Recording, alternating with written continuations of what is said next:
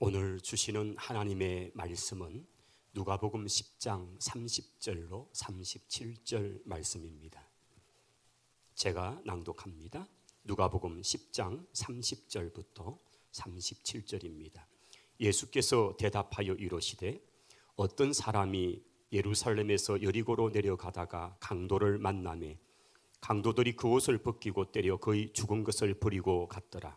마침 한 제사장이 그 길로 내려가다가 그를 보고 피하여 지나가고 또 이와 같이 한 레위인도 그곳에 이르러 그를 보고 피하여 지나가되 어떤 사마리아 사람은 여행하는 중 거기 이르러 그를 보고 불쌍히 여겨 가까이 가서 기름과 포도주를 그 상처에 붓고 싸매고 자기 짐승에 태워 주막으로 데리고 가서 돌보아 주니라. 그 이튿날 그가 주막 주인에게 데나리온 2를 내어주며 이르되 이 사람을 돌보아 주라. 비용이 더 들면 내가 돌아올 때에 갚으리라 하였으니 내 생각에는 이 세 사람 중에 누가 강도 만난 자의 이웃이 되겠느냐. 이르되 자비를 베푼 자니이다. 예수께서 이르시되 가서 너도 이와 같이 하라 하시니라. 아멘. 할렐루야. 오늘은 참 특별한 날입니다. 생명과 나눔의 선교주일, 우리 기아 대책과 함께하는 복된 날입니다. 이 시간에 세상에서 가장 아름다운 동행이라는 제목으로 말씀을 전해주실 박재범 목사님은 우리 기아 대책에서 가장 바쁘신 목사님이십니다. 미션 파트너십 부문장을 맡고 계시고 우리 전국을 총괄하셔서 참 많은 곳을 다니시는데 오늘 귀한 말씀을 일부 시간에 이어서 또 이 시간에도 증가하실 때에 우리가 큰 은혜 받는 시간 되기를 원합니다. 우리 목사님 모시겠습니다.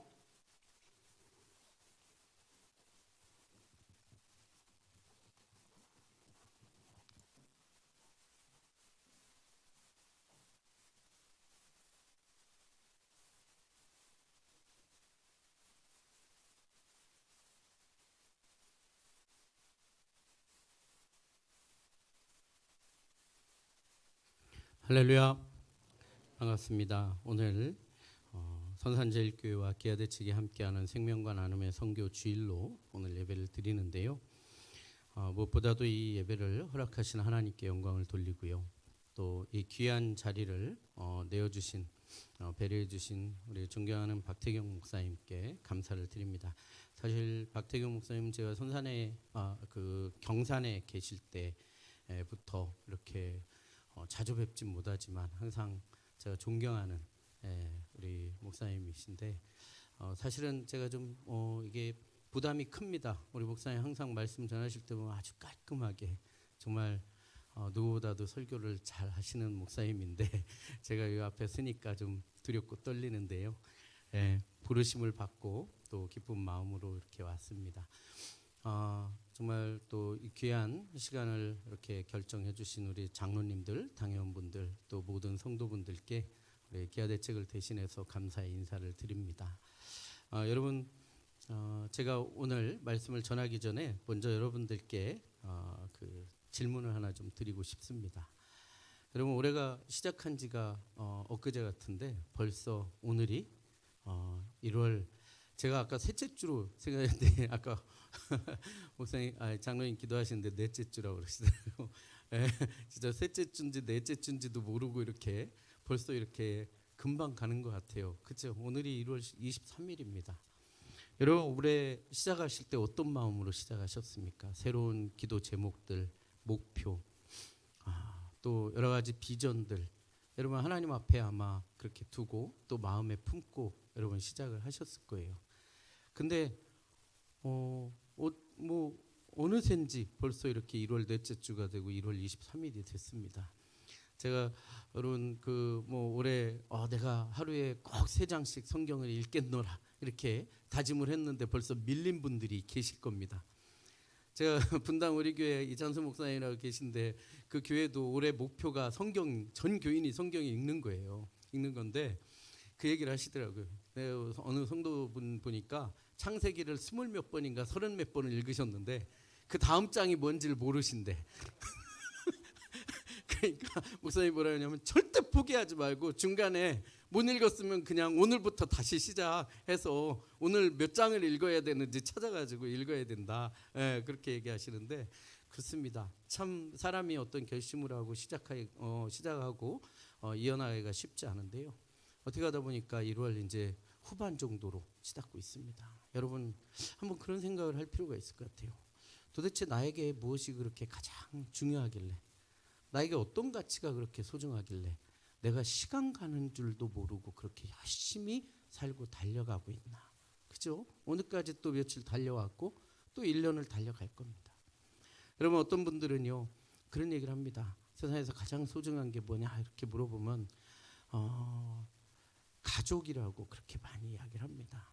근데 여전도에 갔더니요 우리 장로님들, 이 남자 집사님들 정신 차리셔야 되는 게, 여전도에 갔더니요 남편이 아니고 그 이상하게 그 자식들이 가장 소중하다고. 그렇습니다. 어쨌든 가족이 가장 소중하고 피 같은 자식들이 소중합니다. 참 안타깝지만요 어떤 사람들, 특히 여러분 중고등학교 학생들한테 몇 년 전에 설문조사를 했는데 인생에 있어서 가장 중요한 게 뭐냐고 물어봤대요. 가치가. 그랬더니 놀랍게도 중학생들은 두 번째가 돈이었고요, 고등학생은 첫 번째가 돈이었대요. 참 안타깝죠? 네. 근데 어쨌든 돈도 상당히 중요한 가치입니다. 또 어떤 사람들은 오늘 내가 참 살기가 어렵고 하루하루 먹고 살기 어렵고 힘든 그런 삶을 살지만 그래도 아침마다 내가 눈을 떴을 때 내 심장을 두드리게 하는 무엇? 내일에 대한 꿈, 목표가 있기 때문에 내가 하루하루를 버티고 살아간다. 이렇게 말하는 분도 있습니다. 사랑하는 성도 여러분, 여러분 오늘 이 순간에 여러분들에게 있어서 가장 소중한 게 있다면 여러분 무엇이라고 생각합니까? 저는 누가 저에게 그런 질문을 하면요 사실은 떠오르는 장면이 있습니다. 제가 기아대책에서 올해로 벌써 19년 차가 되더라고요. 그런데 제가 기아대책에 있으면서 여러 부서를 거쳤는데 제가 가장 기억에 남고 또 마음에 또 여러 가지 경험으로 남는 이 사역 중에 하나가 해외 긴급구 팀장이었습니다. 여러분 전 세계에 재난이 나거나 분쟁이 생기거나 기근이 나거나 이런 국제적인 재난이 생겼을 때 제일 먼저 그 지역에 들어가서 그 사람들이 생명을 살리고 또 살 수 있는 환경을 만드는 게 긴급구호입니다. 여러분 아마 골든아워 골든타임이라는 얘기 들어보셨죠? 그렇습니다. 여러분 유엔에서는요 이런 국제적인 재난이 났을 때 보통 72시간에서 120시간 안에 긴급하게 들어가야 된다고 그래요. 그게 3일에서 5일입니다. 그렇게 들어가야 죽을 수밖에 없는 사람들도 죽어가는 사람도 살리고 팔다리를 절단해야 되는 사람도 절단하지 않고 온전하게 치료할 수 있는 가능성이 있는 게 그 시간이라고 해요. 그 시간이 지나면 여러분 잘 아시는 뭐 폐혈증과 같은 그런 것 때문에 순식간에 사람들이 막 죽어갑니다. 여러분 정말 저는 그 전 세계 여러분 기억하시는지 모르겠지만 몇 년 전에 네팔 지진 때문에 하루아침에 한 10,000여 명이 그냥 순식간에 죽었습니다. 여러분 또 좀 멀리는 한 10년 전에 여러분 IT 재난도 있었지만 가까운 일본 동북부 지진 해일 때문에 여러분 아실 거예요.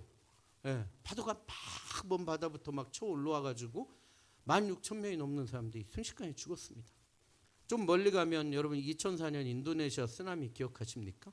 12월 26일 날 크리스마스 지난 그 다음 날 아침에 그 인도네시아 아체 지역 앞에 바다에서 지진이 나가지고 자그마치 전 세계적으로 23만 명에서 27만 명이 죽었어요. 아체라는 지역에서만 13만 명이 죽었습니다. 제가 그 지역을 갔는데 진짜요 죽은 사람이 산 사람보다 더 많은 거예요. 얼마나 많은 사람들이 죽었는지 기가 막힙니다. 제가 그런 현장에 서 있으면서 과연 세상에서 가장 소중한 게 무엇일까? 이런 생각을 많이 해봤습니다. 여러분 제가 한 번은 모잠비크라는 나라를 갔는데 이 모잠비크는 어디 있냐면 아프리카 최 밑에 있는 나라가 남아프리카 공화국이고요. 그 옆에 손처럼 붙어있는 오른쪽에 붙어있는 나라가 모잠비크입니다. 우리나라에서 비행기 타는 시간만 거의 20시간 가까이 걸려요. 그러니까 갈아타고 기다렸다 또 갈아타고 하면 거의 24시간 이상 가야 되는 거예요. 제가 대학생들을 데리고 학교 건축 봉사를 하기 위해서 거기를 데리고 간 거예요. 여러분 인천공항에서요 뭐 프랭카드 걸고선 화이팅 하고 갔거든요. 3시간 반 홍콩 가서 또 한참 기다렸다가 또 비행기 타고 13시간 가서 요하네스버그에서 또 내려서 한참 기다리고 햄버거 사 먹고 그리고 또 1시간 가가지고 모잠비크 수도 마푸토라는 데를 갔습니다. 그럼 이제 다 된 줄 알았어요. 그랬더니 제가 3년 전에 갔을 땐 다리가 놔져 있었는데 그땐 또 다리가 없어서 배를 타야 된대. 배를 타고 30분을 만을 넘어가니까 이제 도착했어요. 다 된 줄 알았어요. 거기서 트럭을 타고 버스도 아니고 트럭을 타고 비포장도로를 3시간 반을 가니까 우리 캠프가 나오는 거예요. 기가 막히죠. 여러분 대학생 아이들이 얼마나 신났겠어요. 갈 때 인천공항에서 화팅하고 갔는데 캠프에 도착했더니 봉사 하나도 안 했거든요. 도착만 했는데 세상 말로 벌써 맛이 간 거예요. 너무 지쳐가지고 재우고 오리엔테이션하고 재우고 그 다음날 아침에 제가 눈이 일찍 떠져가지고 캠프 주변의 마을을 보고 싶어서 문 밖으로 이렇게 나오는데 어떤 애엄마가 젊은 애엄마가 애를 들쳐업고 땀을 삘삘 흘리면서 오는 겁니다. 무슨 일인가 가까이 봤는데 애가 자는 건지 의식이 없는 건지 목도 못 가누고 팔다리가 축 늘어져 있는 거예요. 저 깜짝 놀라서 의사 선생님하고 제가 의사 선생님 같이 갔죠. 그리고 선교사님을 막 불렀어요. 그때 이제 데려와가지고 누워놨습니다. 선생님이 이제 한참을 봅니다. 피도 뽑아서 막 어디 이렇게 측정도 해보고 이렇게 검사도 하고 한참을 보는 거예요. 이 엄마가 이 애를 떨어져라 쳐다봅니다. 여러분 나중에 알고 보니까 이 엄마가요. 한국에서 의사가 저희가 어제 저녁에 도착했는데 한국에서 의사가 왔다는 얘기를 듣고 새벽같이 나가지고 1시간을 넘게 걸어온 거예요. 네. 그 죽어가는 애를 지푸라기라도 짚고 싶은 심정으로 데리고 온 거예요. 이 엄마가 의사 선생님을 떨어져라 쳐다봅니다. 근데 한참 있다가 의사 선생님이 그때서 고개를 절레절레 흔드는 거예요. 여러분 나중에 알고 보니까 여러분 아실 거예요. 말라리아라고 모기 때문에 걸리는 이 말라리아는 시기를 놓치면요 살리기가 어렵습니다. 말라리아는 바이러스가 아니라요 기생충이에요. 혈관 속으로 들어가는 기생충. 말라리아 말기인 거예요. 어떤 약을 써도 살릴 수 없는 그런 애를 다 죽어가는 애를 지푸라기라도 짚은 심정으로 데리고 왔는데 의사 선생님이 고개를 절레절레 흔드니까 이 엄마가 떨어져라 의사 선생님을 쳐다보다가 그때서 참았던 눈물을 터져내기 시작합니다. 막 옵니다. 그 죽어가는 애를 부둥켜 안고 의사 선생님을 붙잡고 살려달라 애원을 하는 거예요. 여러분 그 당시에 우리나라 돈은 말라리아 약이 1,000원, 2,000원도 안 됐습니다. 그 1,000원, 2,000원도 안 되는 그 말라리아 약이 없어가지고 죽어가는 애를 부둥켜 안고 우는 그 엄마들의 눈물을 전 수도 없이 많이 봤어요. 참 많이 봤습니다. 우간다에서도 그렇고. 여러분 한 번은 저 파키스탄에 지진이 나서 87,000명이 죽었습니다. 제가 긴급구호가 딱 터지면 저희 기아대 측은 48시간 안에 그 지역에 들어가는 게 목표예요. 의사 선생님들을 모시고 가가지고 의료 캠프를 차려놓으니까 수많은 사람들이 하루에도 수백 명이 넘게 옵니다. 살리려고 들것에 댐에서 침상체 데리고 옵니다. 근데요 여러분 이 지진 지역에서 무서운 게 뭐냐면요 지진이 한 번 나고 끝나는 게 아니에요. 그 다음에 뭐가 옵니까? 여진이라는 게 오는데 얼마나 무서운지 모릅니다. 처음에 지진을 당하면요 막 혼비백산에서 막 정신없이 뛰쳐나와요. 그러다 정신 차려보면 자기가 평생 살던 집도 무너져 있죠. 네. 애들은 어디 간지 없지. 엄마를 잃어버린 애들은 벌벌 떨면서 길거리 나와서 엉엉 울고 있고 난리도 아니에요. 그러다 보니까 그 다음에 여진이 좀만 흔들리면 사람들이 막 비명을 지르면서 튀어나오는 거예요. 저희가 환자들을 막 보고 있는데 그날도 여진이 막 흔들립니다. 한참을.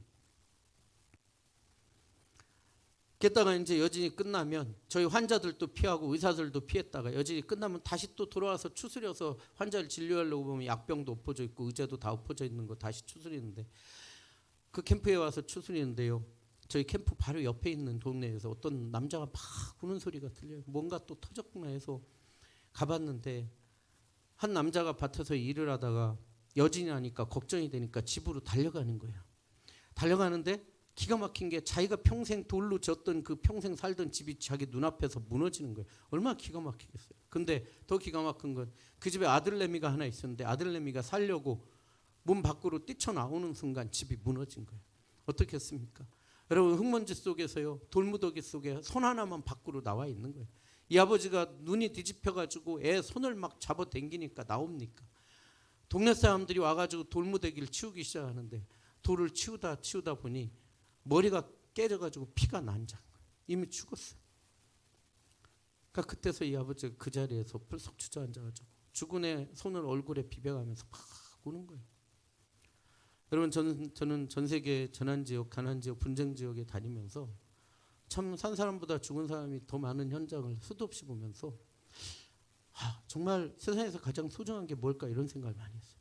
가족도 소중하고 피 같은 자식도 소중하고 돈도 소중하고 내일에 대한 꿈도 소중한데요. 여러분 제가 너무 원론적인지 모르지만 여러분 내가 오늘 살아있다는 이 자체가 가장 소중하다는 것을 전 너무나 끊임없이 현장에서 느꼈습니다. 여러분 근데요 제가 여러분들에게 세상에서 가장 소중한 게 뭐냐고 물어봤을 때 여러분 잠깐 생각하신 것 중에 아마 생명에 대해서 생각하신 분들은 별로 없을 겁니다. 왜일까요? 생명은 이미 너무나 나에게 자연스럽게 내가 가지고 있고 너무 당연하게 누리고 있기 때문에 그 생명 이상의 가치들을 생각을 하셨을 거예요. 근데 여러분 제가 기아대책에 있다 보니까요. 우리가 너무나 자연스럽게 가지고 있고 당연히 누리고 있는 이 생명이 없어서 오늘도 죽어야 되고 죽어가는 사람들이 너무나 많이 있더라는 거예요. 여러분 오늘 저는 우리가 읽은 이 본문 말씀을 가지고요. 여러분 이 말씀 너무나 잘 아는 말씀이에요. 선한 사마리아 사람의 비유라고도 하고 강도 만난 사람의 비유라고도 하는데 이 말씀을 가지고 생명의 관점에서 잠시 이 말씀을 보고자 합니다. 여러분 어떤 사람이 예루살렘에서 예루고로 내려가다가 강도를 만났어요. 얼마나 시달렸는지 다 죽게 된 걸 버리고 갔다고 그랬습니다. 여러분 우리가 성경 일독 캠페인 하시는 거 알고 있는데 여러분 우리가 성경을 그냥 읽을 때보다요 그 성경 안에 있는 인물이 나라고 생각하면 그 감동이 달라요. 여러분 봅시다. 오늘 내가 강도 만나서 누군가에 의해서 강도 만나서 다 죽게 된 걸 버림받은 채 내가 누워있다고 생각해 보세요. 여러분 얼마나 기가 막히겠어요. 여러분 아마 기도할 거예요. 하나님 왜 나한테 이런 일이 생겼냐고 그렇게 기도할 겁니다. 그러면서 뭐라고 기도하겠어요? 하나님 누군가 이 자리에 날 좀 사람을 보내주셔서 날 발견해서 날 살려달라고 그렇게 애원하고 있는 죽어가는 사람 그 장면이 바로 오늘 이 장면일 겁니다. 물론 이 장면은 실제 있었던 사건이 아니라 예수님께서 비유로 말씀하셨다고 그랬어요. 어떤 경우는요 실제 있었던 사건보다 비유로 말씀하신 것이 더 깊은 의미가 있습니다. 근데 그 자리에 예수님께서 세 사람의 등장인물을 지나가게 하십니다. 첫 번째 누굽니까? 제사장이에요. 두 번째는요 레위인이에요. 여러분 이 제사장과 레위인은 누구냐? 이 이스라엘 민족 하나님께서 수많은 이 민족 가운데 구분해서 성결한 민족이라고 택하신 민족이 누구예요? 바로 이스라엘 민족이에요. 그 중에서도 하나님의 의를 위해서 제사를 위해서 또 구분한 12지파 중에 하나가 레위인이고 제사장입니다. 그러니 이 사람들은 종교적일 뿐만 아니라 사회적으로 심지어는 정치적으로까지 영향력이 있었던 사람들이에요. 무슨 얘기냐? 우리의 기대치가 컸던 사람들이라는 거예요. 근데 오늘 무슨 연유인지 그냥 피해 지나갔다고 이야기합니다. 물론 추론할 수는 알 수 있어요. 근데 세 번째 사람이 있습니다. 세 번째 사람이 누굽니까? 레위인이에요. 누구예요? 네, 사마리아 사람입니다. 이 사마리아 사람은요 어떤 사람들이냐? 여러분 우리가 예수님이 활동하시던 당시에 유대인들에 대해서 예수님이 책망을 많이 하십니다. 회칠한 무덤이라고 외식하는 자라고 그러고 참 많이 책망하세요. 그런데도요 우리가 이 유대인들에 대해서 배워야 될 점들이 몇 가지 있습니다. 여러분 유대인의 교육법 특별하죠. 그런데 우리가 더 배워야 될 게 무엇이냐? 여러분 이 유대인들은 어떤 사람들이었냐? 어느 곳에 있든지 무엇을 하든지요. 이들은요 우리는 하나님으로부터 택함 받은 백성이고 하나님의 정말 선택받은 하나님의 사람이라고 하는 그 영적 자존감이 강했던 사람들이라는 거예요. 그것이 너무 율법화되고 소위 오바해서 문제지 그들은 어느 곳에 있든지 무엇을 하든지요. 우리는 하나님부터 선택받은 민족이라고 하는 그 선민의식이 상당히 강했다는 거예요. 사랑하는 성도 여러분, 우리가 코로나가 와서 최근에 기독교가 자의반 타의반 이미지가 많이 실추되고 마치 우리가 코로나 주범처럼 그렇게 여겨진 적도 있습니다. 여러분 하지만요 그래서 기독교가 많이 욕을 먹고 있어요. 그럼에도 불구하고 여러분 우리가 알아야 될 것은요 우리가 어느 곳에 있든지 무엇을 하든지 우리는 하나님으로부터 택함 받은 백성이고 예수 그리스도로 말미암아 구원받은 하나님의 사람이라고 하는 그 영적 자존감이 충만해야 될 줄 믿으시기 바랍니다. 여러분 그렇습니다. 근데 그런 그 이스라엘 민족 중에 여러분 역사적으로 이 우상을 섬기고 아픔 때문에 하나님의 고대 근동의 국가들을 식민 정책을 삼아서 이 이스라엘 민족이 이방인의 피가 섞이는 지역이 나왔는데 그게 사마리아였어요. 그러니까 여러분 영적 자존감이 충만했던 이스라엘 민족이 볼 때 여러분 이 사마리아 사람은요 몸에 혹같이 떼어내고 싶은 그런 존재였을 거예요.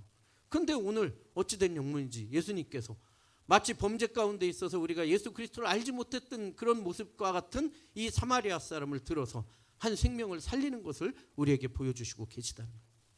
여러분 33절에 볼까요? 어떤 사마리아 사람은 여행하던 중 그를 보고 어떻게 여겼다고 그랬습니까? 불쌍히 여겼다는 거예요. 여러분 이 불쌍히 여기다는 말에 우리가 집중해야 돼요. 여러분 죽어가는 한 영혼에 대해서 불쌍히 여기는 마음은요 비단 오늘 이 비유로 말씀하시는 사마리아 사람의 마음이 아니라 이것을 비유로 말씀하시는 예수 그리스도의 심장이고 아버지 하나님의 마음인 줄 우리가 알아야 된다는 거예요. 여러분 우리가 알아야 되는 것은 교회에서 전도하라고 그럽니다. 구제하라고 합니다. 특별히 여러분 VIP 초청주일, 새생명 초청주일을 정해놓고 대신자 전도 운동을 하면서 우리가 전도를 합니다. 심지어는 전도 교육, 진돗개 전도왕, 고구마 전도왕 이런 전도 잘하시는 분은 갖다가 집회도 합니다. 그런데 우리가 알아야 될 게 뭔지 아십니까? 아무리 교회에서 전도하라 한다 할지라도요 죽어가는 한 영혼에 대해서 내 마음 가운데 그 영혼에 대해서 불쌍한 마음이 품어지지 않으면 우리가 전도할 수 없다는 거예요. 믿으십니까? 그렇습니다. 여러분 오늘 집에 가셔서 주무시기 전에 여러분 기도 한번 해보세요. 하나님 내 주변에 아직도 예수 그리스도를 믿지 않는 죽어가는 영혼이 있느냐. 하나님 그 영혼을 보여달라고 기도하셔야 돼요. 그리고 하나님께서 그 영혼을 보여주시면 하나님 완악해진 내 마음을 성령께서 기경하셔서 그 영혼을 불쌍히 여기는 마음을 내게 품게 해달라고 기도해야 될 줄 믿으시기 바랍니다. 여러분 전도 대상자는 전도 대상자가 따로 있고 내 친척, 가족, 직장 동료, 내 친구는 따로 있는 게 아니에요. 오늘 하나님께서는 나와 관계 맺은 사람을 나를 통해서 오늘 구원하시기를 원하시고 계시다는 거예요. 하나님은 여러분들에게 주신 그 불쌍한 마음, 여러분이 품은 그 불쌍한 마음을 들어서 한 영혼을 구원하시는 줄 믿으시기 바랍니다. 여러분 하나님께서 우리에게 불쌍한 마음을 주셨어요. 그런데 그게 끝이 아닙니다. 34절에 뭐라고 그랬습니까? 가까이 갔다고 그랬어요. 그렇습니다. 하늘 보좌를 버리시고 이 땅에 오신 예수 그리스도처럼 오늘 하나님께서 여러분들에게 불쌍한 마음을 주시면 여러분 그 사람에게 가야 된다는 거예요. 제가 설교가 길어져서 예화를 많이 못 드는데 제가 이 예화는 한번 드릴게요. 저는요 서울 사람처럼 생겼죠. 저는 원래 고향이 충청도 스산입니다. 스산. 여러분 스산이 어딘지 아세요? 스산? 제가 우리 어르신들이 맨날 우리는 스산 사러 해가지고 진짜 스산인 줄 알았는데 국민학교 딱 갔는데 서산국민학교야. 여긴 선산이고 사투리로 스산이라고 그래요. 스산. 근데 저희 동네에 저수지가 있었어요. 큰 저수지가. 매년 여름이면 거기서 애들이 물놀이를 해요. 소위 몇 감았어요. 근데 매년 거기서 애들이 빠져 죽어. 어느 날요, 저는 지금도 잊지 못하는 기억이 있습니다. 어느 날 거기서 애들하고 물놀이 하는데 갑자기 난리가 났는데 한 애가 어떻게 하다가 깊은 데로 들어가지고 거기서 막 허우적거리는 거예요. 막 애들이 소리 지니까 동네 엄마들이 막 나온 거예요. 막 죽는다고 막 발을 동동 굴러가면서 난리가 난 거예요. 근데 여러분 문제가 뭔지 아십니까? 아무리 죽어간다고 물 밖에서 소리 지르고 발을 동동 굴러도 그 아이는 빠져나올 수 없다는 거예요. 누군가가 가서 손을 내밀든지 막대기를 주든지 로프를 줘야 그 아이가 거기서 빠져나올 수가 있는 거예요. 하나님 오늘 여러분들을 통해서 이 땅에 죽어가는 영혼들에게 나아가길 원하신다는 거예요. 믿으십니까? 그렇습니다. 세 번째, 여러분 오늘 보니까 이 사람이 기름과 포도주를 그 상처에 붓고 싸맵니다. 오늘 이 사람은요 자고 일어나서 문 밖에 나왔더니 강도 만난 자가 쓰러져 있는 거예요. 그래서 집에 들어가서 기름과 포도주를 갖고 나와서 그 상처에 붓고 싸맨 게 아닙니다. 이 사람은 누구였습니까? 33절에 다시 가면 어떤 사람이었어요? 여행하던 사람이었어요. 여러분 지금은 제가 어제도 여기 올 때요 스마트폰으로 기차 예약하고요 호텔도 스마트폰으로 예약하고 밥도 스마트폰으로 사 먹었어요. 지금은 스마트폰 하나만 있으면 다 되는 첨단 과학 문명의 시대예요. 그런데 이 당시에는 그 사람이 가지고 있는 것이 그 사람의 전 재산과 같이 가장 소중한 거예요. 무슨 얘기인지 아십니까? 기독교의 역사는요, 끊임없는 헌신과 희생의 역사였어요. 섬김의 역사예요. 수많은 믿음의 선진들의 기도와 눈물과 순교의 피가 오늘 이 땅에 예수 그리스도의 복음을 들어오게 했고, 오늘 우리를 통해서 그 복음이 편반하게 흘러가기를 원하시고 계시다는 거예요. 여러분, 전도하기 힘들죠? 자존심도 꺾어야 됩니다. 오늘 하나님께서는 우리에게 가장 소중한 것을 하나님 앞에 드리길 원해요. 시간을 드리고 물질을 드리고 우리의 자존심을 꺾고 무릎으로 하나님 앞에, 사람 앞에 나아갈 때 하나님은 그 희생과 섬김을 통해서 영혼을 구원하시는 줄 믿으시기 바라요. 여러분, 생명의 구원이 자동적으로 되는 게 아닌 거예요. 마지막으로 여러분, 이 사람을 자기 나귀에 태워서 어디로 데리고 갑니까? 주막으로 데리고 가요. 여러분, 누가 여러분들에게 여러분들의 인생의 안식처, 영혼의 주막이 어디냐고 물어보시면 여러분 어디라고 그러겠어요? 마치 출애굽해서 저 가나안 땅을 바라보며 이 21세기 광야 같은 이 세상을 살아가는 여러분들에게, 누가 여러분들에게 인생의 안식처, 영혼의 주막이 어디냐고 그러면 여러분 어디라고 하겠습니까? 여러분, 누가 여러분들에게 물어보시면 여러분 그렇게 대답해야 될 거예요. 이 광야 같은 세상에 하나님께서 세워주신 장막, 이 섬산제일교회가 내 인생의 안식처, 영혼의 주막이라고 고백해야 될 줄 믿으시기 바랍니다. 왜요? 여러분, 세상에서 치유받지 못한 그 상처가 오늘 이 선산제일교회의 사랑의 공동체, 중보의 공동체, 이 공동체에 오니 그 상처가 치유되도록 하는 그 고백이 여러분들의 간증이 되어야 될 줄 믿으시기 바랍니다. 여러분, 세상에서 해결되지 못한 그 갈증이 여러분 이 섬산제일교회 이 강단에서 흘러나오는 예수 그리스도의 말씀, 배에서 흘러나오는 그 말씀을 통해 여러분이 해결되더라고 하는 그 고백이 여러분들의 자랑이 되어야 될 줄 믿으시기 바라요. 믿으십니까? 그렇습니다. 여러분, 어디 가서 여러분들의 깊은 상처를 치유받겠어요? 말씀을 통해서. 여러분, 오늘 스토리는 이렇게 끝납니다. 여러분, 이 말씀은요, 율법사의 질문으로부터 시작하는 10장 25절로부터 시작되지만 이 비유는 30절 우리가 읽은 강도 만난 자의 비유로부터 시작됩니다. 여러분, 강도 만난다는 게 무엇인가요? 여러분, 우리가 인생을 살면서 평생 한 번 강도 안 만나고 사는 것이 어떻게 보면 하나님의 놀라운 축복인 줄 믿으시기 바라요. 여러분 강도 만난다는 게 뭐예요? 내가 어느 날 여러분 강도 만나고 싶어. 근다고 여러분 강도가 만나집니까? 오늘은 바빠요. 오늘 주일 예배 드리고 있다가 오후에 한국 최고의 CCM 가수인 우리 여러분 찬양사역자 강찬 목사님 오신대. 오늘 바빠서 강도를 못 만날 것 같아. 그래서 내일 설거지 좀 해놓고 천천히 여기 선산 농협 앞에 11시에 가셔서 강도를 기다리는 거야. 만나질까요? 강도 만나는 게 무엇이냐? 어느 날 나의 의지와 상관없이 내 목숨과 내 재산을 앗아가는 게 강도 만나는 거예요. 여러분, 제가 기아대책에 있다 보니까요, 이 첨단 과학 문명의 시대, 단지 먹을 것이 없어서 오늘 이 순간에도 5초에 한 명의 사람들이 여러분 내 의지와 상관없이 굶어야 되고 병들어야 되고 죽어가야 되는 사람들이 너무나 많은 것을 봅니다. 여러분, 그러면 이 첨단 과학 문명의 시대에 왜 사람들이 굶어 죽을까요? 여러분, 북한에처럼 지도자를 잘못 만나가지고 굶주리는 사람들도 있어요. 여러분, 지금 북한이 상당히 심각하대요. 저희가 재작년 코로나가 창궐 했을 때도 9월 달까지 북한 아이들 3만 명한테 매일같이 밥을 먹였습니다. 그런데 코로나가 너무 심해지니까 2020년 9월 달에 북한이 스스로 문을 닫아서 지금 아이들을 지원을 못하고 있어요. 상당히 심각합니다. 여러분, 저 시리아나 아프가니스탄처럼 끊임없는 분쟁 때문에 먹을 것이 없어서 우리 같은 단체가 주재하는 굶는 사람들이 있어요. 그런데 놀랍게도요, 이 21세기 굶주림의 가장 큰 원인 중에 하나가 여러분 환경의 오염 때문에 지구온난화입니다. PPT 좀 보여주세요. 여러분, 우리가 좀 더 따뜻하게 보내고 좀 더 시원하게 보내고 걸어갈 때 차 타고 다니고 우리가 좀 더 윤택한 생활을 하기 위해서 만들어낸 그 공장의 매연 때문에 지구가 병들되는 거예요. 여러분, 저게 저희 보시면 안 넘어가네요. 좀 넘겨주시겠어요? 빠졌나? 좀 넘겨주시겠어요? 켰는데 네, 됐네요. 제 엘니뇨 지도입니다. 어느 지역에서는요 비가 너무 안 와서 난리예요. 방글라데시는 비가 너무 많이 와서 1년에 3분의 1이 물에 잠겨서 삽니다.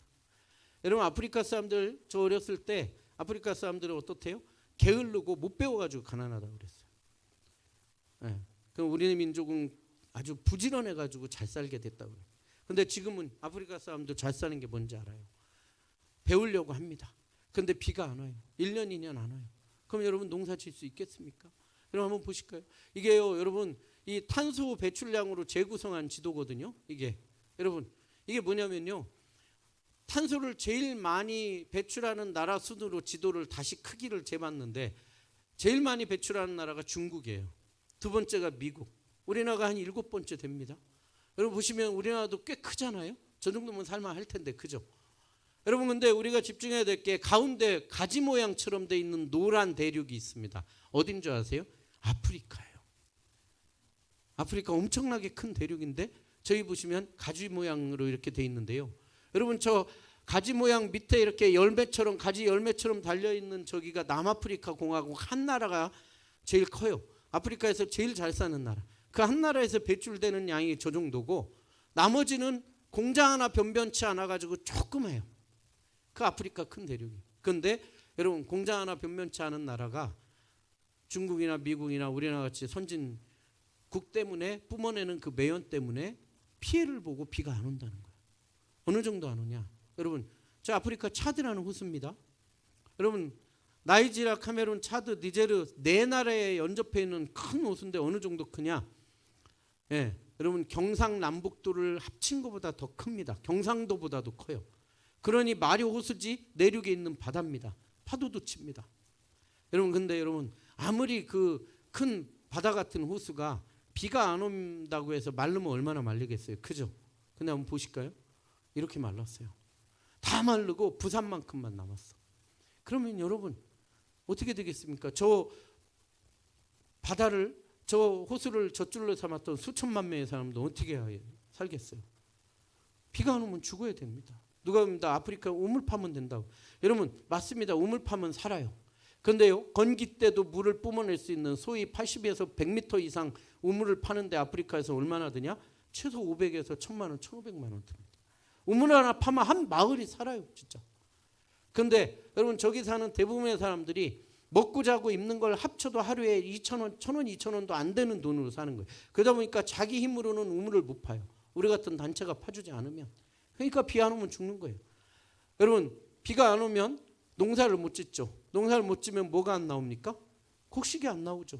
여러분 곡식이 계속 안 나오면 사람이 계속 곡식을 못 먹으면 뭐가 떨어져요? 뭐가 떨어질까요?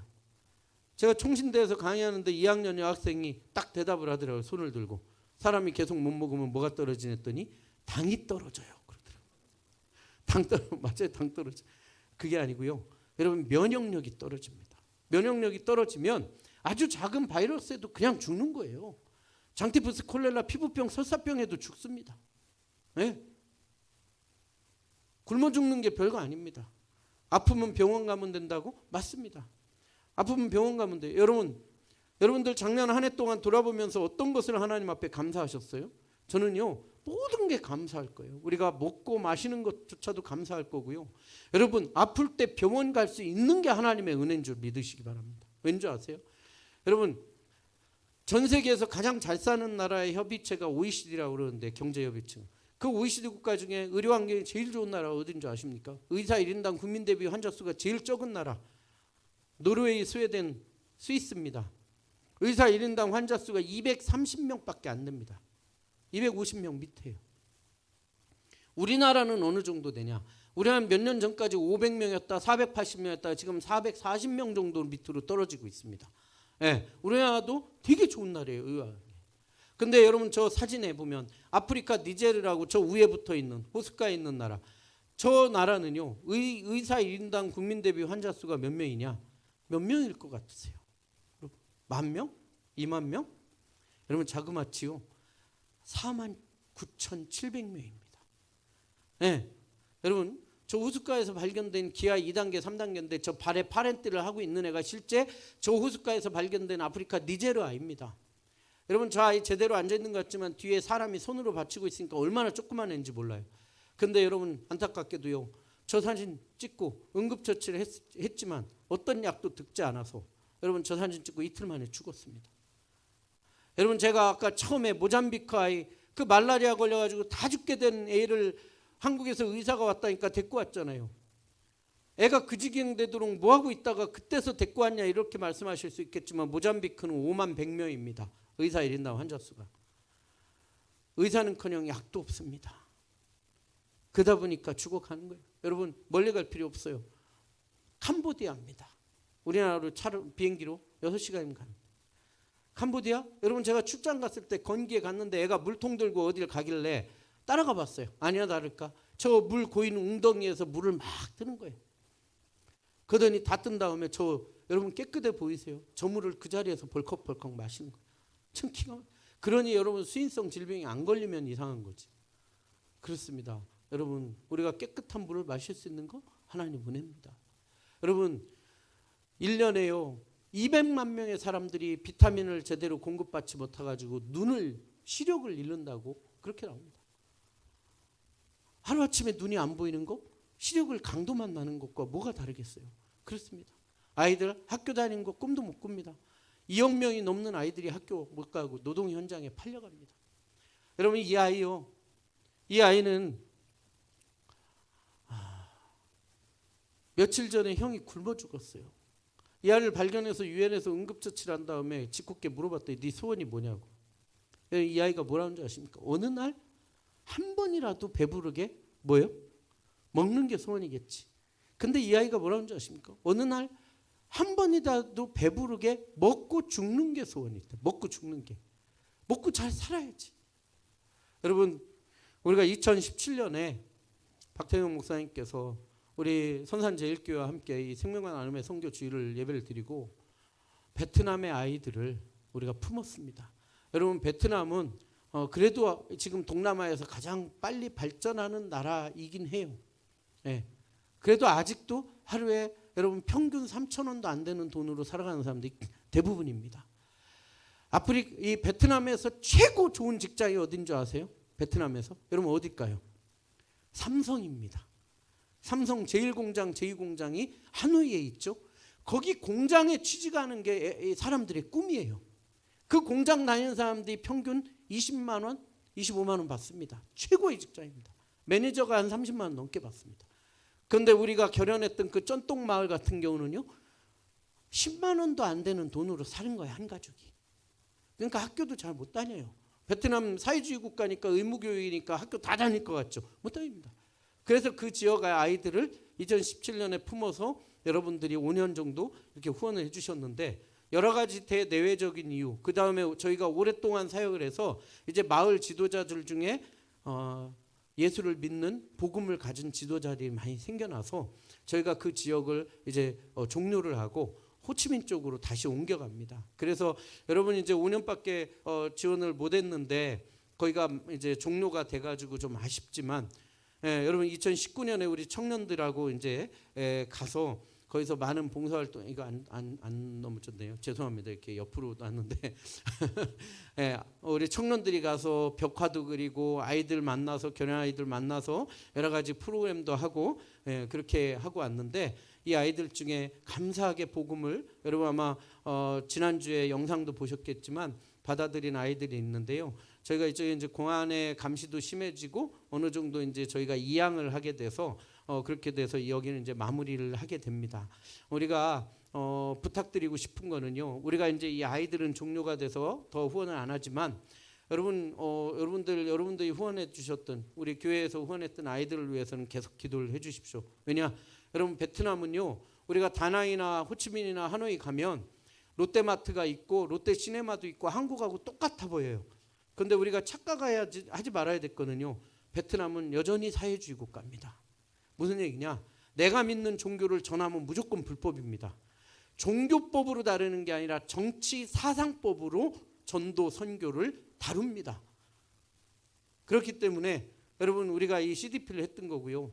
저 아이가 나중에 커가면서 우리 스텝이나 매니저들, 우리 선교사님이 기도하는 모습을 보고 그게 무엇이냐고 물어보고 나도 그 종교를 믿고 싶어요. 그럴 때 알려주면 그건 합법이에요. 참 희한한 나라죠. 내가 믿는 걸 전하면 불법인데 궁금해서 물어봐서 가르쳐주는 건 합법이에요. 그리고 베트남은요, 1년에 딱 2번만 공식적으로 교회에서 초청을 할 수가 있어요. 그게 언제냐? 부활주일날하고 성탄주일에는 사람들에게 교회 놀러 오세요, 교회 구경하러 오세요, 교회 오세요 해서 거기서 축제를 하면서 그렇게 해서 복음을 전할 기회를 얻습니다. 그래서 여러분, 우리가 품던 아이들 여전히 여러분 그 아이들이 복음을 잃지 않고 믿음을 잃지 않고 성장할 수 있도록 기도해 주셔야 됩니다. 그리고 여러분, 그리고 목사님과 이번에 다시 기도하면서 인도네시아의 수코단이 밖에 사진들 보셨겠지만 아이들을 품습니다. 여러분, 인도네시아는 여러분들이 아까도 말씀드렸지만 이게 어제 기사가 났습니다. 어제 아침에도 인도네시아에 지진이 났어요. 항상 흔들리는 나라고 쓰나미가 있는 나라인데, 그래서 여러분들이 인도네시아 하면 재난이 많이 생각나실 겁니다. 그런데 우리가 더 잘 알아야 될 것은요, 인도네시아는요 세계 최대의 이슬람 국가입니다. 이슬람 인구가 제일 많은 나라예요. 인구가 전 세계 5번째로 많은 나라입니다. 2억 7천만 명이 되는데 그 중에 이슬람 인구가 모슬렘이 몇 명이냐? 2억 3천만 명 가까이가 이슬람 인구입니다. 물론 이 인도네시아도 6개 종교를 인정하지만 사실상은 인정하지만 이슬람 국가입니다. 그래서 목사님과 기도하면서 이 인도네시아를 택했어요. 저 사람들은 여전히 하루에 3번씩 기도합니다. 그리고 인도네시아는요, 안타깝게도 여전히 2억 7천만 명의 사람들이 사는데 가난한 나라입니다. 여러분, 자카르타만 딱 내리면요, 우리가 왜 도와주러 왔지? 이런 생각이 들어요. 근데 거기서 딱 차 타고 30분만 나가면 가난한 사람, 여전히 쓰레기장에서 쓰레기 줍고 사는 아이들이 너무나 많습니다. 여러분, 그러다 보니까 여러분, 아이들이 팔려갑니다. 전 세계에서 여러분 조혼, 어린 아이들을 파는, 염소 한 마리 받고 팔아요. 여러분, 기가 막힙니다. 저 보세요. 완전히 할아버지 같은, 여러분 39살 차이에요. 그런 아이한테 초등학생 같은, 여러분 인도네시아는요 참 놀랍게요, 인도네시아 여성 중에 14%가 18살 밑에 아직 어른도 되지 못한 아이들이 거의 20% 가까이가 강제로 결혼 팔려갑니다. 왜? 가난하니까 그래요. 그래서요, 이 아이들이 도망갑니다. 그리고 심지어는 저렇게 매춘하는 대로 막 도망갑니다. 참 안타깝죠. 여러분, 이 인도네시아 아이들의 가장 큰 소원이 뭔지 아세요? 꿈이? 제일 큰 꿈, 우리 아이들의 꿈은 뭘까요? 힙합 가수일까요? K-팝 가수일까요? 요즘은 드론 조종하는 게 또 꿈이라고 그러고 프로게이머가 되는 게 꿈이라고 하는데, 이 아이들은요 꿈이 순박해요. 여러분, 이 인도네시아 아이들의 꿈이 뭐냐? 고등학교 교복을 입어보는 게 꿈입니다. 여러분, 인도네시아의 초등학교 입학률은 97%인데 졸업률이 70%가 안 됩니다. 그리고 그 70%밖에 안 되는 아이들이 중학교를 몇 프로가 지나가냐? 84%가 지나가는데 그 중에는 잘 사는 아이들은 거의 90%가 가지만 못 사는 아이들은 중학교를 67%밖에 못 가는 거예요. 그 중에서. 그리고 고등학교는 몇 프로 나가냐? 54%밖에 못 가요. 그 중에서 또 졸업한 애들 중에. 그러니까 이 아이들이 고등학교 교복 입어보는 게 꿈입니다. 우리는 고등학교 졸업하는 거 당연한 거죠. 그래가지고 저렇게 고등학교 아이들 교복 입고 하는 아이들. 그래서 여러분, 우리가 한 아이를 결혼해서 고등학교를 졸업할 때까지 키워내는 게요, 가난의 대를 끊고 고등학교를 졸업해야 창의적인 생각을 할 수 있고, 직업도 그래도 좀 반반한 걸 가질 수 있기 때문에 이 아이들을 고등학교까지 아이들을 결혼해서 이 아이들을 키워나갑니다. 두 번째, 이 아이들의 꿈, 학교 가서 밥 먹는 게 꿈이에요. 밥 먹어보는 게 꿈입니다. 우리는 학교 급식 당연하죠? 그렇지만 이 아이들은 그렇지 않습니다.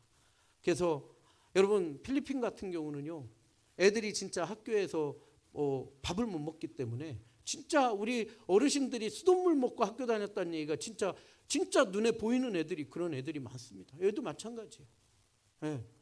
그래서 학교 다니는 게. 그래서 여러분들이 한 달에 3만 원 해주시면 아이들이 학교를 다닙니다. 학용품을 줍니다. 예. 그리고 아이들에게 밥을 먹이고 여러분 그리고 이렇게 1년에 한 번씩 기초적인 건강검진을 시켜줍니다. 그래서 아이들이 신체적으로 잘 성장할 수 있도록 그렇게 합니다. 예. 근데 더 중요한 거는요. 이 아이들이 1대1 아동 결연을 하는데 여러분 우리가 잘 알아야 되는 거는요. 단순히 그냥 학교 못 다니는 애들, 불쌍한 애들, 밥 못 먹는 애들 밥 먹이기 위해서 우리가 아동을 결연하는 게 아닙니다. 저희는 아동 결연하는 것보다 영적 입양이라고 하는데요. 우리가 이 하는 이유는 떡과 함께 가장 중요한 세상에서 가장 소중한 생명 영원히 죽지 않는 예수 그리스도의 피 묻은 그 생명을 전하기 위해서 이 일을 하는 거예요. 저희 기아대책은 다른 단체하고 다릅니다.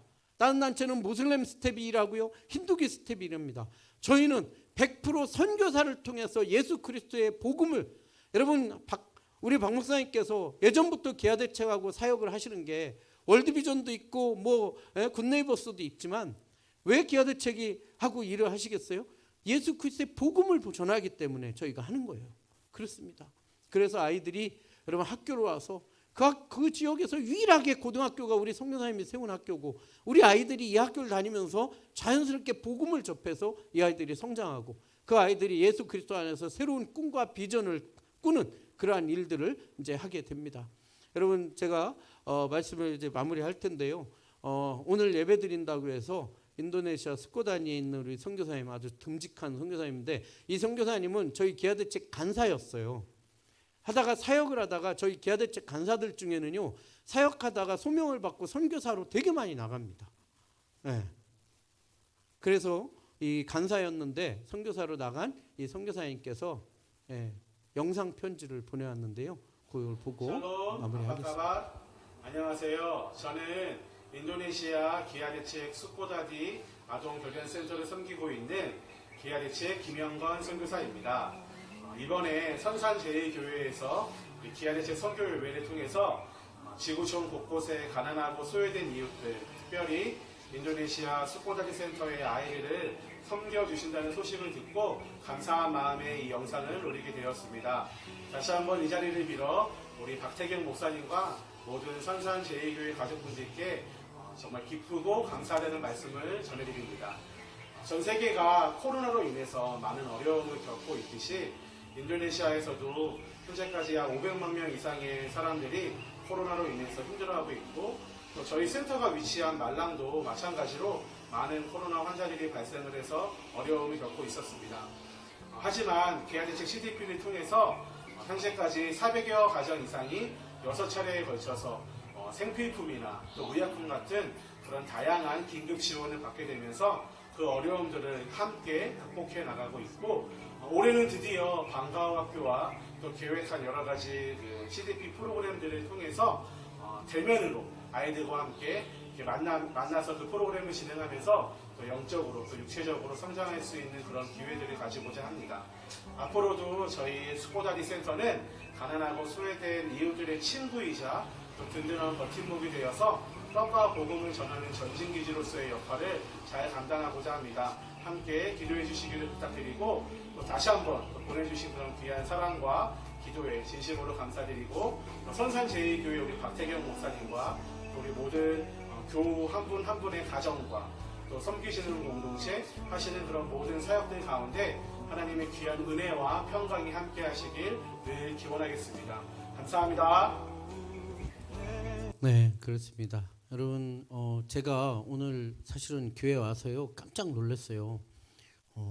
저 밖에 아이들이 거의 다 결연이 돼 있는 거예요. 이런 교회는 처음 봤습니다.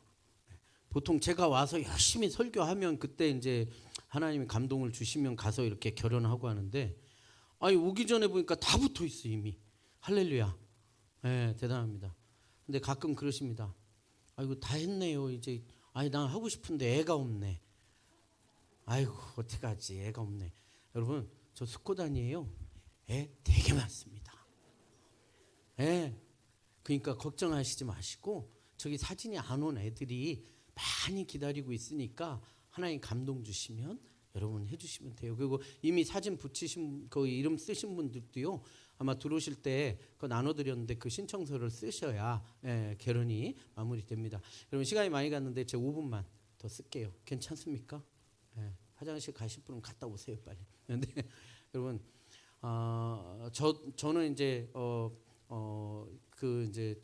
이렇게 좀 젊어 보이지만 저도 이제 50대 중반이에요. 근데 제가 결혼을 되게 늦게 했어요. 그리고 제가 10년 넘게 자취를 해가지고 결혼을 정말 하나님 은혜로 했는데 와이프가 결혼하더니 유학을 가겠대. 물론 가기 전에 이제 얘기를 했죠. 결혼하고 또 유학을 갔어요. 그래서 제 친구들이 저보고 너는 10년 넘게 자취를 하더니 또 자취하냐고 결혼하고. 그래서 저를 놔두고 갔어요. 가가지고 이제 또 있다가 오고 애를 되게 늦게 낳습니다. 늦게 낳고 이제 제가 기아대책에 들어오고 너무 감사해서 얘 누나를 좀 하나 만들어줘야 되겠다. 그래가지고 이제 제가 한 여자아이를 결혼했습니다. 물론 이디오피아 아이도 결혼하고 지금 캄보디아도 있고 제가 참 여러 명을 지금 이제 자녀를 이렇게 영적으로 입양해서 후원하고 있는데요. 그 중에 한 아이가 전 세계에서 가장 가난한 나라 빈민가라고 하는 그 필리핀 쓰레기장 마을에 삽니다. 여러분 제가 저 아이를 결혼하고 만나고 싶어서 휴가를 내고 갔어요. 여러분 기아대책은요 우리 청년들도 갔다 왔지만 여러분 어느 단체도 아동을 결혼하고 갈 수가 없습니다. 여러모로 왜냐하면 돈도 여러 단계를 거쳐서 가고 여러 가지. 근데 저희는 선교사님한테 직접 보내기 때문에 직접 사역을 하기 때문에 갈 수가 있어요.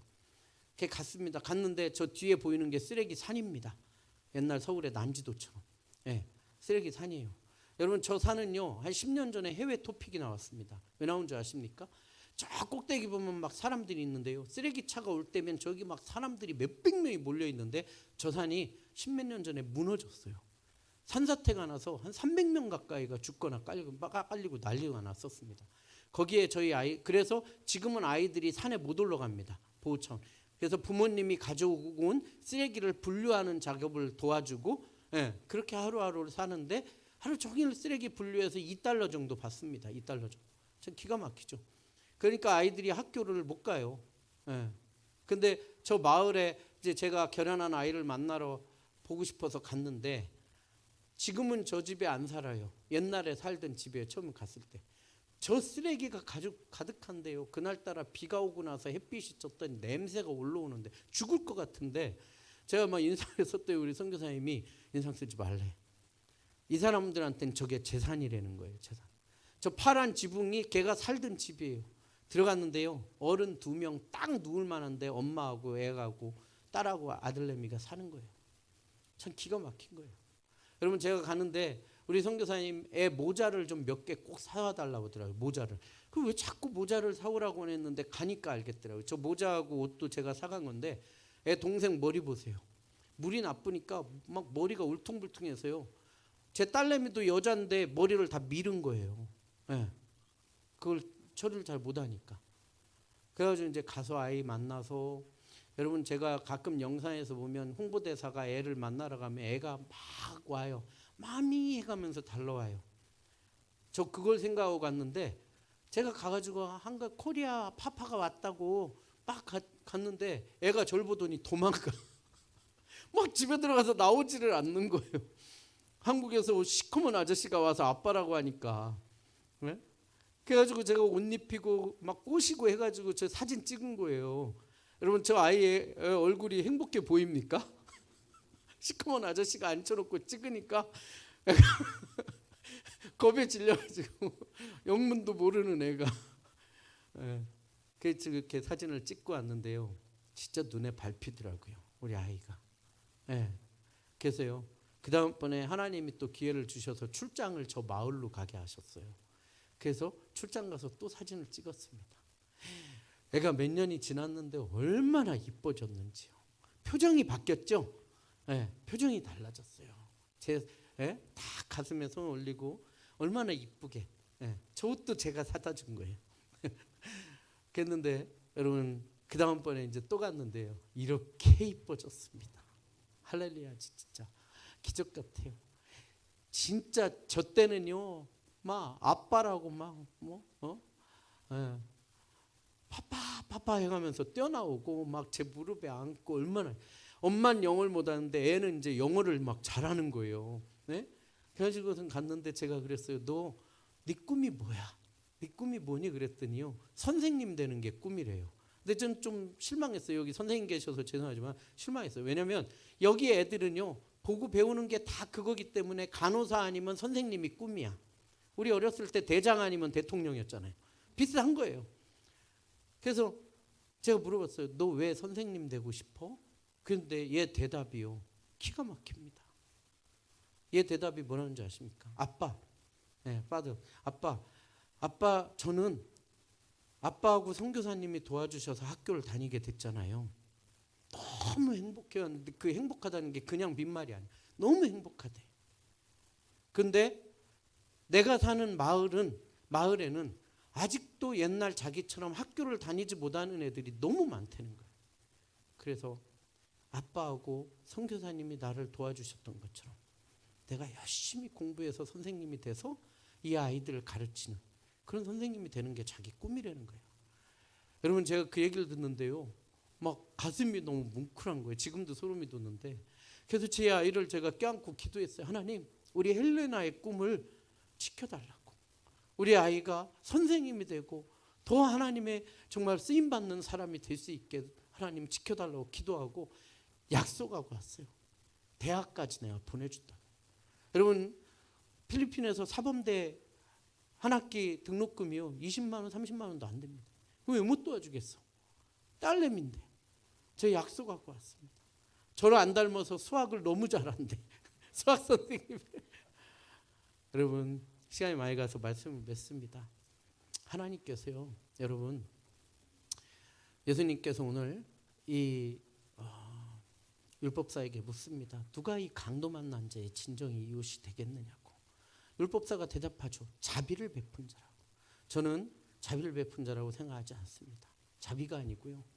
세상에서 가장 소중한 생명 그리고 그 생명 중에 영원히 죽지 않는 예수 그리스도의 생명을 나눈 자. 그 자가 바로 이 사람의 죽어가는 영혼의 진정한 이웃이 될 줄 믿습니다.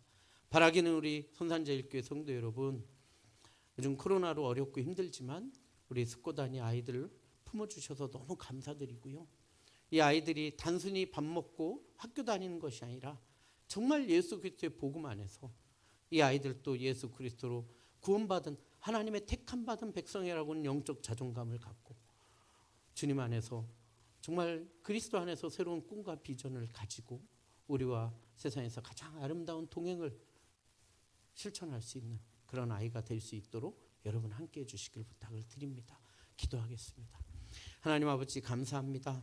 오늘 선산제일교회와 기아대책이 하나님 생명과 나눔의 선교를 통해 하나님 새롭게 새로운 선교를 바라봅니다. 지난 5년 동안 베트남의 아이들을 품고 기도해 주셨는데 이제 하나님 인도네시아 숙고단위 아이들 그 한 마을을 우리 교회 마을로 삼고 우리의 선교센터로 삼고 다시 한번 그곳에 나아가고자 합니다. 하나님 함께하여 주시어서 이 땅에 죽어가는 영혼을 품게 하시고 정말 우리의 작은 것들을 나눠서 하나님 그 영혼을 살리는 그 정말 세상에서 가장 아름다운 동행을 실천하는 우리 모든 우리 성도들 다 될 수 있도록 주님 함께하여 주시옵소서. 감사드리며 예수 그리스도의 이름으로 기도드렸나이다. 아멘. 우리 귀한 말씀 감사합니다. 우리 함께 찬송하죠. 헌금도 드리겠습니다.